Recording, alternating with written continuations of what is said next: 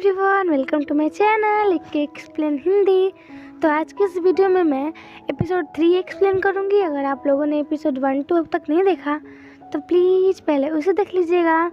तो एपिसोड 2 के एंड में हम लोगों ने देखा था जुन्ने पानी से निकल कर आती है और वह कहती है मैंने पानी में देख लिया, इसके अलावा और कोई है ही नहीं।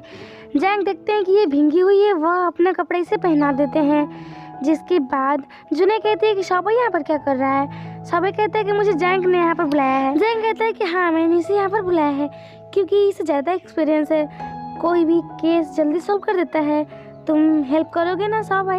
शाबा कहता है कि हाँ। जिसके बाद हम लोग देखते हैं वहाँ पर एक लेडी जिसका मर्डर हो चुका है और जिसने मर्डर किया है वो भाग गया है और डेड बॉडी यहाँ पर पड़ी हुई है। जिसके बाद शाबा को कहा जाता है कि वह खूनी को ढूंढे। वह अपना दिमाग लगाता है और इधर उधर जांच पड़ताल करने लगता है। काफ़ी देर बाद वहाँ पर पत्थरों पर पंजे के निशान मिलते हैं, मतलब आदमी के ही जिसमें ब्लड लगा हुआ होता है। वह अपना दिमाग लगाता है और कहता है जब वो लेडी यहाँ पर कपड़े धो रही होगी तब वह खूनी खंजर से इसकी पीठ पर वार किया होगा और वार करते करते इसको मार दिया होगा। और जब वो वहाँ पे गिरा होगा उसका हाथ का ब्लड इस पत्थर पर लग गया होगा। और मुझे नहीं लगता कि ये सच बोल रहा है कि झूठ।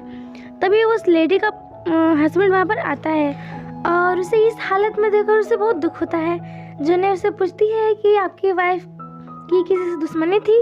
वो कहता है कि नहीं, मेरी वाइफ तो बहुत सीधी सादी थी, इसकी किससे दुश्मनी हो सकती है। जुने कहती है कि आखिर कौन हो सकता है जो इसका खून कर दिया और इसके जूते लेकर भाग गया। और अगले सीन में हम लोग देखते हैं कि जुने जा रही होती है और शाबा उसके पीछे पीछे आ रहा होता है।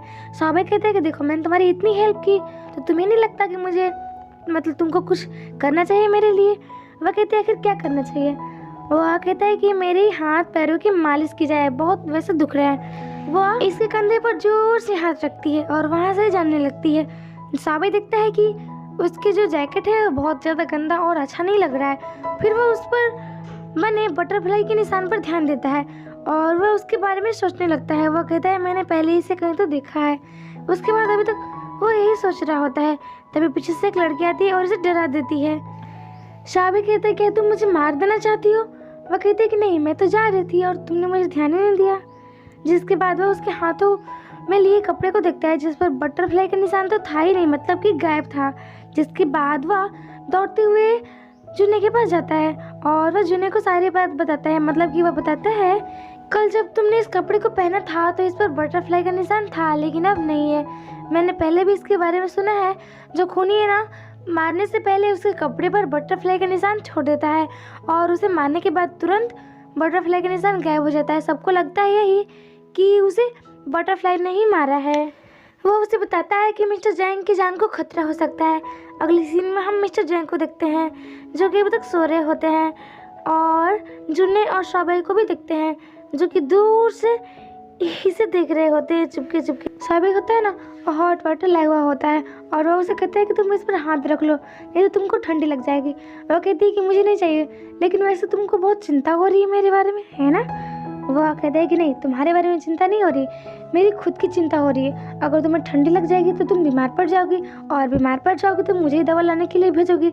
मैं नहीं जाना चाहता, मतलब मैं खुद के लिए ऐसा कर रहा हूँ, है ना। वह उस पर हाथ रख देती है और यह भी उस पर हाथ रख देता है और धीरे धीरे वह उसके हाथों को टच करना चाह ही रहा होता है। वह बीच में ही बोल देती है। वह कहती है क्या कर रहे हो तुम। यह बेचारा डर जाता है। फिर हम लोग देखते हैं कि कोई डाकू मिस्टर जैंग के रूम में घुस जाता है और वह खिड़की से पता नहीं कौन सी गैस छोड़ देता है और फिर मिस्टर जैंग के पास जाकर उसको इधर उधर टच करने लगता है। ये कैसा डाकू है, कितना अजीब है। तभी वहाँ पर जुने आ जाती है और जुने इसे मारने लगती है और दोनों में लड़ाई हो जाती है। जिसके चक्कर में हम लोग देखते हैं कि जो नकाब था उसका उतर जाता है और उसका चेहरा दिखने लगता है। तभी वहाँ पर शाबा आता है और शाबा कहता है जुने से कि तुमने पहले ही काम तमाम कर दिया है, मेरी क्या जरूरत है, तुम तो अकेले इसको हैंडल कर चुकी हो। जिसके बाद जो डाकू है शाबा को देखकर कहता है तुम भी कितने कोमल मुलायम, तुम्हारा चेहरा भी चमक रहा है, वैसे तुम्हारा नाम क्या है। वह शाबा कहता है छी, तुम कैसे आदमी हो, तुम एक आदमी जैसे हो ही नहीं, कितने अजीब तरह के आदमी हो तुम। तभी वो डाकू फिर से धुआं छोड़ के वहाँ से भाग जाता है और वहाँ पर जो जैंग होते हैं ना वो उठ जाते हैं और वह उसे शुक्रिया बोलते हैं जुन्ने को, क्योंकि जुन्ने की वजह से इनकी जान बच पाई है। और जुने को शुक्रिया कहता है, जिसके बाद साबे भी कहता है कि जुने अकेली नहीं थी, मैंने भी जुने की हेल्प की थी, मतलब तुम मुझे भी शुक्रिया बोलो।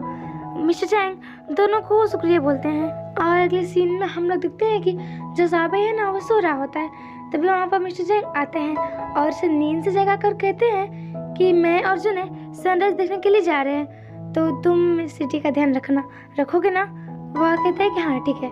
और अगले सीन में हम लोग देखते हैं कि मिस्टर चैंग और जुने सनराइज देखने के लिए जा रहे होते हैं, तभी साबे पीछे पीछे आने लगता है और वह अपने दिमाग में गलत सोच रहा होता है। वह कह रहा होता है कि अभी तो दोपहर है, अभी सनराइज कैसे हो सकता है। फिर वह सोचने लगता है कि फिर ये दोनों रात साथ में बिताएंगे और सुबह में सनराइज देखेंगे।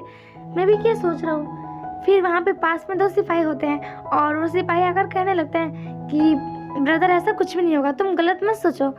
वह सिपाहियों से कहता है कि ब्रदर तुम मेरी हेल्प कर सकते हो, प्लीज़ मेरी हेल्प करो, मुझे उठाकर और उन दोनों के पीछे पीछे ले चलो।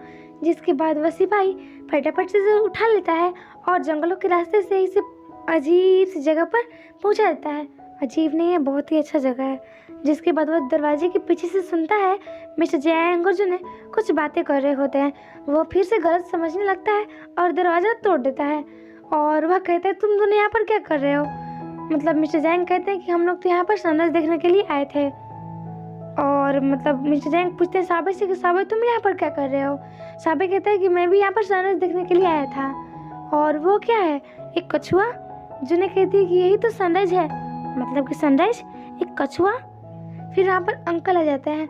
अंकल कहते हैं कि मैं साबे को यहाँ पर साथ में लेके आया था, मैं इसे अपने साथ लेकर आया था। और अगले सीन में हम लोग देखते हैं कि जो साबे है ना वो अंकल से पूछता है अंकल आपने झूठ क्यों बोला, मैं तो अकेले आया था, आपके साथ तो आया ही नहीं था। जिसके बाद वो अंकल कहते हैं ना कि मुझे पता है तुम जुन्ने को लाइक करते हो और तुम्हें उसे मिस्टर चैंग के पास देख ही नहीं सकते हो, और मैं जुन्ने की मदर को लाइक करता हूँ। मैंने तुम्हारी इसलिए हेल्प की कि तुम जुन्ने से अगर बात करोगे तो तुम उसकी मदर से मेरी भी सेटिंग करा सकते हो। और इसी के साथ ये एपिसोड यहीं पर एंड हो जाता है। मिलते हैं एपिसोड 4 में, तब तक के लिए बाय बाय।